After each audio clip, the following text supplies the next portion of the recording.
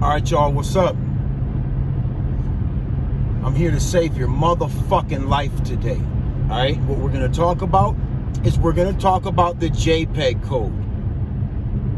Now, some of you already might know what this shit is, but I don't think you know what it's for or what it contains or the reason that it's even there. All right, so we're going to go back to 2014. I was sitting on my couch in Phoenix, Arizona. Tempe, Arizona, actually. And this UFO investigation came on, okay? Now, it was this guy in Mexico who had took this picture of a UFO outside of his window. Okay? Yeah, now this already sounds like some tinfoil hat shit, right? Okay? So just pay attention. So the Mexican guy gives his phone to the two UFO investigators, right? And they're like, okay, we're gonna do an investigation, and this is how we start our investigations. And then if everything seems right here, then we'll move forward. But we start right here with the JPEG code. What the JPEG code contains is the time, the date, and the location of where every picture is taken. Okay? So they get the guy's JPEG code, they go into the JPEG code, and they find out that he did take that picture at the time, date, and location that he said he took it. Okay? But he had two photos.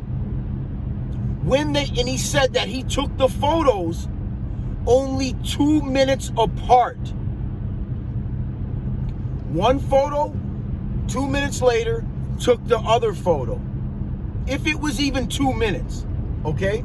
But it was only a short amount of time that had passed from when he took the first photo and when he took the second photo, so he claimed. Okay? So when they analyzed the second photo was also taken at the same location as the other photo, but they were taken 45 minutes apart. Based on that information, the investigators closed the case and said that he was lying about the photos based on the JPEG information. It did not match up. There was 45 minutes in between the photos that were taken. Okay? In the investigators' minds, that was enough time for him to have concocted whatever and to take the second photo. Okay? Now, whether I believe in UFOs or not is not relevant to anything about this situation. What is relevant was what the JPEG code contained and how two people that weren't even law enforcement were able to retrieve and analyze the JPEG code.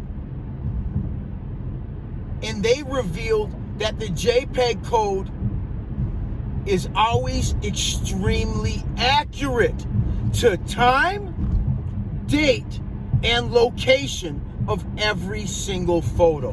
Now, one thing they did say is that there is, on rare occasions, there can be glitches in the time, but not as much as 45 minutes.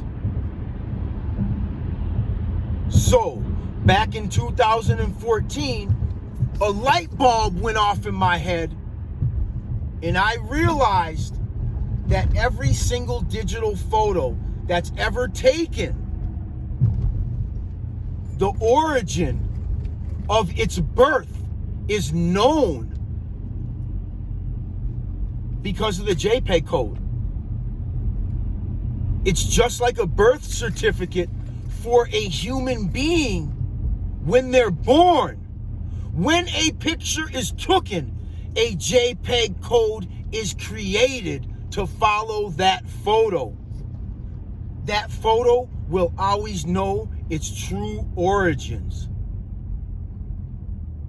Now, there may be some people that know how to scrub a JPEG code off of a photo before it's sent, but they are not us private citizens out here making the mistakes of being a convicted felon, taking a picture of you holding a firearm and posting it on social media is now a felon in possession charge, prosecution, and conviction,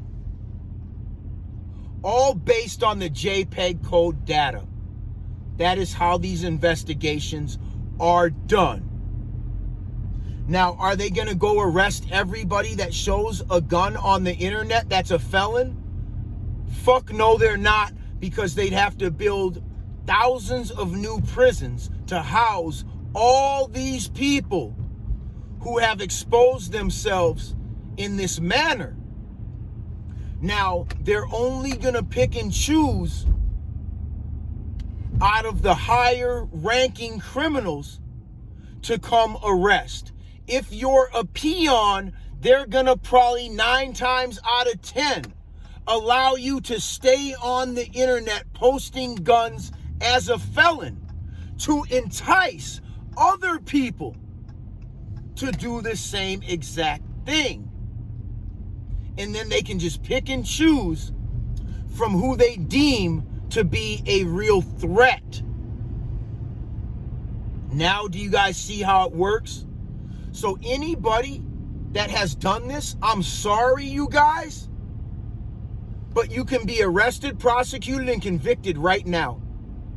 10 years from now, all the way up until the statute of limitations, they can come and do this to you. So do not be a convicted felon and own a firearm. And if you are dumb enough to be a convicted felon and own a firearm, please do not come and show it off on social media, because the JPEG code is all the data they need to convict you. Now, we're going to go into facial recognition because this is relevant. How facial recognition works is once you put a picture of yourself on the internet, they say they need like 13 pictures to get a decent profile of your whole face. Now, once they have your profile, and let's say you go under there and you say your name's fucking Joe Blow, right? And you say you're from California, and you go and post a gun on there, right? You think they don't know your identity, right? But what they're gonna do is they're gonna get your profile picture, they're gonna run it through the DMV. Very simplistic, you guys. They're gonna run it through the DMV in your state until it matches your identification, because everybody has to have ID, okay? Except for maybe some kids that haven't gotten one yet. But even when you lose weight and gain weight, it still knows who you are. Beard still knows who you are. It's your eyes and like the distance and the measurement, all this weird shit, you guys, is how facial recognition works. Now, what they're gonna do is they're gonna take the picture of Joe Blow holding the Glock, run it through the DMV database when it locks on your picture, then they're going to check your background and figure out who you really are. So you guys, you can't come on Facebook with a fake profile doing illegal shit and think that they can't figure you out by facial recognition. Okay? So now is this all starting to make sense? You can take off your tinfoil hat now. Okay? But if you don't listen, you're gonna have to wear it for the rest of your life. So listen now, and don't think that I'm on some far-fetched science fiction bullshit. This is how it works. Okay? I stumbled upon the J.PEG code in Arizona watching a UFO investigation.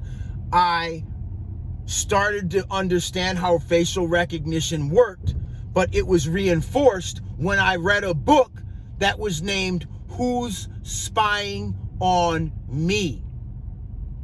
Okay? I'll try and find the book and put a picture of it in the thumbnail, so you guys don't think I'm just some conspiracy theorist just blowing smoke. Okay? You guys, this shit is life and death as far as with the government. Okay? So just be fully aware of the J.PEG code dangers, because you cannot shake this data once you have posted it. You cannot get out of it, you guys. You can just pray that they're not interested in you. So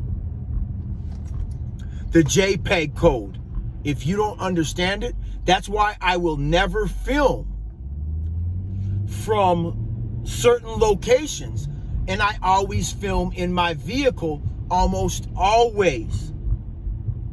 Okay? Because I know that you don't even have to be law enforcement to locate people with the J.PEG code. So if I ever film from a place where I'm trying to really protect, you're not gonna see me film it straight up and upload it in a video. I will film it off of a TV screen from a different location, so you don't really know where I'm at.